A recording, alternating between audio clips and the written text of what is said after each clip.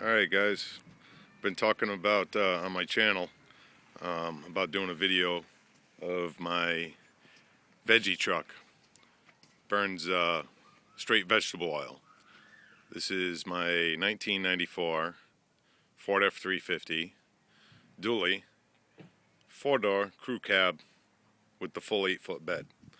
When I originally got into thinking about doing straight vegetable oil, I was hunting for a vehicle that was the biggest pig of a vehicle that I could find, figuring that if I could make it run on vegetable oil, it would, work on anything.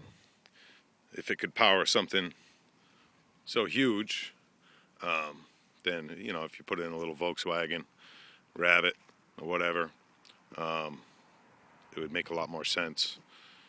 But honestly, I just thought it was cool, and I needed a truck anyway. Not necessarily sure that I needed all this truck, but it doesn't hurt to have more power than you need. I'll start off by showing you the fuel tank. It's kind of messy back here, but it's a 40-gallon vegetable oil fuel tank. That alone costs $900. You can see in the corner there, the red hoses. That's antifreeze. All right, so that fuel tank is heated through the coolant of the vehicle. It has an in and an out, and just basically copper tubing goes into the fuel tank and heats the vegetable oil. All right, from the waste heat that the engine's producing. All right, so that's that. See if I can make this video kind of not so long. All right. I let it run for a while before I did this video, just so I can show you how to switch it over to vegetable oil. All right, let's fire it up. You need to get up to temp before you switch to vegetable oil. So you have to start on diesel, which I'm going to do now. Starting on diesel. All right. So we're running on diesel. I let it run for about 10 minutes before I did this video. All right, I have a little computer here. It's telling me the temperature of the antifreeze on my truck. It's 136 degrees. You can see that there's a fuel gauge empty full. We're half full of vegetable oil right now. So I got about 20 gallons back in that tank there. And it tells us that we're running in diesel manual. You can go automatic once this reaches 150 degrees. It'll automatically switch to vegetable oil. I don't like that. I have it set up to manual because I only usually run on vegetable oil if I'm going to go somewhere long distance. Now you should see that temperature should climb, not go backwards like it is right now. Basically, you're supposed to reach 150 degrees before you switch to vegetable oil. But I found that it's not necessary. I've already been letting it run for a while.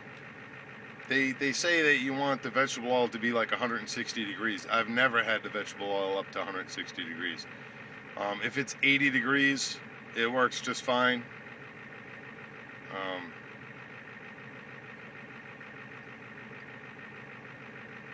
I'm trying to figure out a way that I could switch over to vegetable oil. Basically, all I have to do is push this button here, the mode button, and it'll switch to vegetable oil. Not really sure that it's necessary on this video. You can take my word for it. I push that button, it's going to switch to vegetable oil, and we're going to just keep running like we are right now without a hiccup or anything. Running on vegetable oil. Well, I'll show you what's under the hood. I think that makes a little bit more sense. Seeing how I really don't need to go anywhere. Now you can see that temperature is starting to climb back up now. Alright, 133. That'll go up. It'll get up to 150, whatever. I can push the button and switch over to Veggie. Of course, if we started driving, it would climb a lot faster. Let's show you what's under the hood. Not much, really. Alright, basically, this here is my stock diesel fuel filter. Had to add a second fuel filter right here. This is the vegetable oil fuel filter. The fuel filter is heated through the same system. You can see the copper coil there, and this is just the insulation. Alright, so the fuel filter is heated. These are all the antifreeze hoses. And basically, these are the switching valves. One's here, and one's here. When I push that button, basically, instead of the lift pump, which is down there, sucking from the diesel fuel tank rather, it sucks from the vegetable oil fuel tank.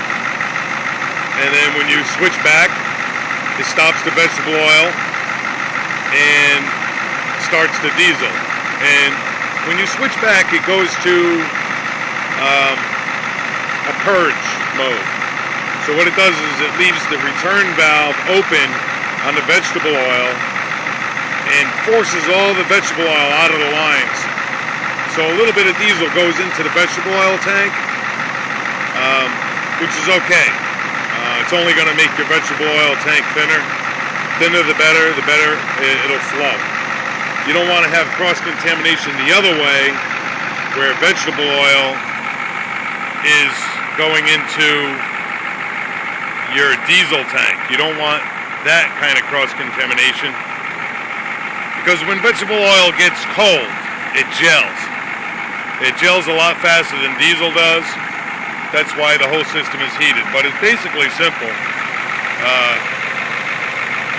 Fuel filter that's heated, 2 switching valves, and you have to reroute the coolant a little bit. The coolant goes into the fuel filter. All right, it runs down, all the way down to the fuel tank, comes back, and circulates throughout the radiator.